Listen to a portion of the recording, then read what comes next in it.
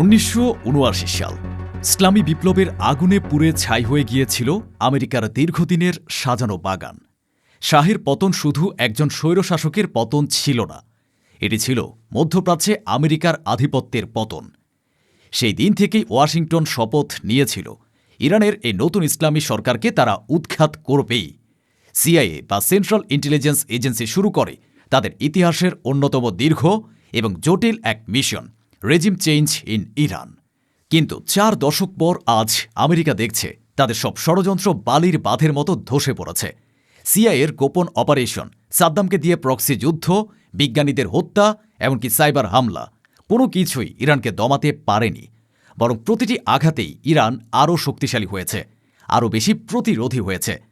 Operation eagle ক্লয়ের ব্যর্থতা থেকে শুরু করে আজকের দিন পর্যন্ত আমেরিকার প্রতিটি চক্রান্ত কিভাবে ইরানের মাটিতে কবরস্থ হয়েছে, আজ আমরা সেই রোমহর্ষক ইতিহাস উন্মোচন করব।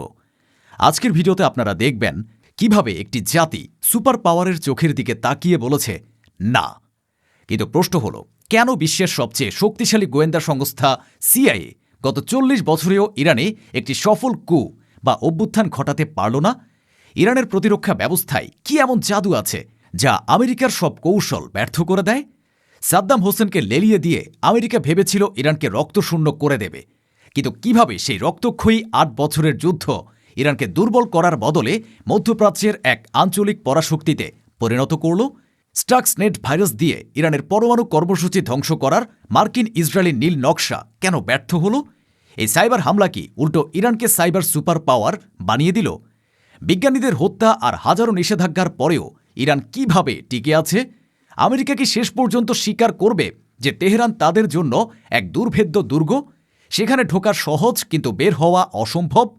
এই সব প্রশ্নেরই উত্তর জানতে এবং ইতিহাসের এই অজানা অধ্যায়গুলো জানতে ভিডিওটিতে একটি লাইক দিয়ে শেষ পর্যন্ত আমাদের সাথেই থাকুন। চলুন ইতিহাসের গভীরে যাওয়া যাক। আমেরিকার সবচেয়ে বড় আঘাতটি আসে 1980 সালে। তেহরানে মার্কিন জিম্মিদের উদ্ধার করার জন্য সিআইএ এবং মার্কিন সেনাবাহিনী মিলে পরিকল্পনা করে অপারেশন ঈগল ক্ল। কাগজে কলমে এটি ছিল নিখুঁত। ডেল্টা ফোর্সের কমান্ডোরা হেলিকপ্টারে করে মরুভূমিতে নামবে এবং সেখান থেকে তেহরানে ঢুকবে। কিন্তু তারা ইরানের প্রকৃতির কথা ভুলে গিয়েছিল। হঠাৎ করে মরুভূমিতে শুরু হয় প্রবল বালুঝড় বা হাবুব। আমেরিকার অত্যাধুনিক হেলিকপ্টারগুলো যান্ত্রিক ত্রুটিতে পড়ে। একটি হেলিকপ্টার C-130 বিমানের সাথে ধাক্কা খেয়ে দাউ দাউ করে জ্বলে ওঠে। 8 জন মার্কিন সেনা ঘটনাস্থলেই নিহত হয়। কোনো ইরানি সেনা গুলি চালায়নি, প্রকৃতি নিজেই আমেরিকাকে হারিয়ে দিয়েছিল। ইরান একে আল্লাহর সাহায্য বা আবাবিল পাখির সাথে তুলনা করে। এই ব্যর্থতা আমেরিকার সম্মানে এমন আঘাত এনেছিল যে প্রেসিডেন্ট জিমি কার্টার দ্বিতীয়বার নির্বাচনে জিততে পারেননি। আমেরিকা বুঝেছিল ইরানের মাটি বিদেশিদের জন্য মৃত্যু ফাঁদ। অপারেশন ঈগল ক্লয়ের ব্যর্থতা শুধু মরুভূমিতেই সীমাবদ্ধ থাকেনি, এর ঢেউ আছড়ে পড়েছিল খোদ ওয়াশিংটনে। এই ঘটনা প্রেসিডেন্ট জিমি কার্টারের রাজনৈতিক ক্যারিয়ারের কফিনের শেষ পেরেক ঠুকে দিয়েছিল।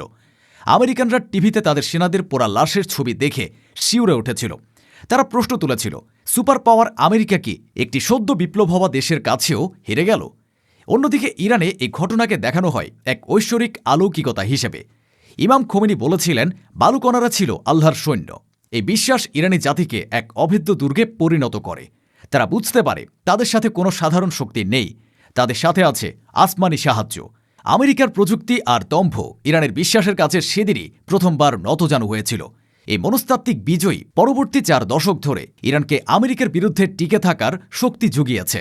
আমেরিকা অস্ত্র হারিয়েছিল আর ইরান পেয়েছিল অদম্য সাহস। সরাসরি হামলায় ব্যর্থ হয়ে আমেরিকা বেছে নেয় তাদের পুরনো কৌশল, ডিভাইড অ্যান্ড রুল। তারা ইরাকের স্বৈরশাসক সাদ্দাম হোসেনকে উস্কে দেয় ইরানের বিরুদ্ধে যুদ্ধ ঘোষণা করতে। 1980 থেকে 1988 দীর্ঘ 8 বছর ধরে চলে এ রক্তক্ষয়ী যুদ্ধ। আমেরিকা সাদ্দামকে দিয়েছে স্যাটেলাইট ইমেজ, গোয়েন্দা তথ্য এবং পরোক্ষভাবে রাসায়নিক অস্ত্র।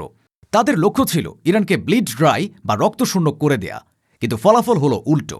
এই যুদ্ধ ইরানের জনগণকে এক পতাকার নিচে নিয়ে এলো। তারা বুঝতে পারল তাদের অস্তিত্ব রক্ষা করতে হলে নিজেদের পায়ে দাঁড়াতে হবে। যুদ্ধের ময়দানে জন্ম নিল IRGC বা বিপ্লবী গার্ড বাহিনী। ইরান শুধুই টিকে থাকল না, তারা এই যুদ্ধের মাধ্যমে নিজেদের সামরিক শিল্প গড়ে তুলল। আমেরিকা চেয়েছিল ইরানকে শেষ করতে, কিন্তু তারা অজান্তেই ইরানকে এক লোহামানবে পরিণত করল। যুদ্ধের পাশাপাশি সিআইএ চেষ্টা করেছিল ইরানের ভেতরে তাদের গুপ্তচর নেটওয়ার্ক গড়ে তুলতে। 80 এবং 90-এর দশকে তারা শত শত এজেন্ট নিয়োগ করেছিল সরকারের ভেতরের খবর জানার জন্য। কিন্তু ইরানের গোয়েন্দা সংস্থাগুলো ছিল সজাগ। তারা একের পর এক সিআইএর স্পাই রিং বা গুপ্তচর চক্র শনাক্ত করে এবং নির্মূল করে। 1989 এবং 1990 সালে ইরান ঘোষণা করে যে তারা সিআইএর বিশাল এক নেটওয়ার্ক ভেঙে দিয়েছে। আমেরিকা তখন অন্ধ হয়ে পড়ে। তাদের কাছে ইরানের ভেতরের কোনো খবর ছিল না। তারা স্যাটেলাইটের উপর নির্ভর করতে বাধ্য হয়। কিন্তু মানুষের চোখ আর মেশিনের চোখের মধ্যে পার্থক্য আছে। ইরান প্রমাণ করে তাদের কাউন্টার ইন্টেলিজেন্স সিআইএর চেয়েও দক্ষ। 21 শতকে এসে যুদ্ধের ধরন বদলে যায়। 2010 সালে আমেরিকা এবং ইসরায়েল মিলে তৈরি করে বিশ্বের প্রথম রাষ্ট্রীয় সাইবার অস্ত্র স্ট্রাক্স নেট। তাদের লক্ষ্য ছিল ইরানের নাতাঞ্জ পরমাণু কেন্দ্রের সেন্ট্রিফিউজগুলো ধ্বংস করা। এই ভাইরাসটি অত্যন্ত চতুরভাবে কম্পিউটারে ঢুকে সেন্ট্রিফিউজের গতি বাড়িয়ে দিত, যাতে সেগুলো ভেঙে যায়। প্রাথমিকভাবে এটি ইরানের পরমাণু কর্মসূচিতে কিছুটা দেরি করিয়েছিল, কিন্তু কৌশলগতভাবে এটি ছিল ব্যর্থ। কারণ ইরান খুব দ্রুত এই ভাইরাসে আক্রান্ত হওয়ার বিষয়টি ধরে ফেলে এবং তাদের সাইবার ডিফেন্স তৈরি করে। উল্টো এই হামলার ফলে ইরান সাইবার যুদ্ধের গুরুত্ব বুঝতে পারে। তারা গড়ে তোলে তাদের নিজস্ব সাইবার আর্মি। আজ ইরানের হ্যাকাররা আমেরিকার ব্যাংক এবং ইসরায়েলের সামরিক ঘাঁটি হ্যাক করতে সক্ষম। আমেরিকা ইরানকে পঙ্গু করতে গিয়ে তাদের হাতে সাইবার তলোয়ার তুলে দিয়েছে। যখন সব চেষ্টা ব্যর্থ হল, তখন আমেরিকা এবং ইসরায়েল নামল কাপুরুষোচিত হত্যাকাণ্ডে। 2000 থেকে 2020 সাল পর্যন্ত তারা ইরানের শীর্ষ পরমাণু বিজ্ঞানীদের টার্গেট করে। মাসুদ আল মোহাম্মদী, মাজিদ শাহ রিয়ারি, মোস্তফা আহমাদি রোশন এবং সবশেষ 2020 সালে মোহসেন ফাকরিজাদেহ। এই বিজ্ঞানীদের হত্যা করে তারা ভেবেছিল ইরানের পরমাণু জ্ঞান মুছে ফেলবে। সিআইএ জানত ইসরায়েল এই কাজ করছে, কিন্তু তারা ভুলে গিয়েছিল জ্ঞান কোনো ব্যক্তির মধ্যে সীমাবদ্ধ থাকে না। ইরানের একজন বিজ্ঞানী মারা গেলে তার জায়গায় 10 জন নতুন বিজ্ঞানী তৈরি হয়েছে। এই হত্যাকাণ্ডগুলো ইরানকে ভীত করার বদলে আরও জেদি করে তুলেছে। তারা শপথ নিয়েছে শহীদের রক্তের বদলা তারা পরমাণু শক্তি অর্জন করেই নেবে। সামরিক এবং গোয়েন্দা ব্যর্থতার পর আমেরিকা শুরু করে ইকোনমিক ওয়ারফেয়ার বা অর্থনৈতিক যুদ্ধ। তারা ইরানের উপর ইতিহাসের সবচেয়ে কঠোর নিষেধাজ্ঞা আরোপ করে। তাদের লক্ষ্য ছিল ইরানের অর্থনীতি ধসিয়ে দেওয়া এবং জনগণকে সরকারের বিরুদ্ধে রাস্তায় নামানো। 2009 সালের গ্রিন মুভমেন্ট বা সবুজ আন্দোলন থেকে শুরু করে সাম্প্রতিক বিক্ষোভগুলোতে সিআইএ ইন্ধন জুগিয়েছে। তারা চেয়েছে ইরানি সমাজকে ভেতর থেকে ভেঙে ফেলতে, কিন্তু ইরান এখানেও টিকে গেছে। তারা রেজিস্ট্যান্স ইকোনমি বা প্রতিরোধ অর্থনীতি গড়ে তুলেছে। তারা ডলার বাদ দিয়ে স্থানীয় মুদ্রায় বা স্বর্ণের বিনিময়ে বাণিজ্য শুরু করেছে। চীন এবং রাশিয়ার সাথে তারা নতুন বাণিজ্য পথ তৈরি করেছে। আমেরিকার নিষেধাজ্ঞা এখন ভোঁতা অস্ত্রের পরিণত হয়েছে। ইরান প্রমাণ করেছে পেটে ক্ষুধা থাকলেও তারা স্বাধীনতা বিক্রি করবে না। আমেরিকার এই ক্রমাগত চাপ ইরানকে পশ্চিমা বলয় থেকে পুরোপুরি বের করে এনেছে। ইরান এখন লুক ইস্ট বা পূর্বমুখী নীতি গ্রহণ করেছে। চীন এবং রাশিয়ার সাথে ইরানের কৌশলগত মৈত্রী এখন আমেরিকার জন্য সবচেয়ে বড় মাথা ব্যথা। ইরান সাংহাই সহযোগিতা সংস্থা মানে SCO এবং ব্রিক্স এর সদস্য হয়েছে।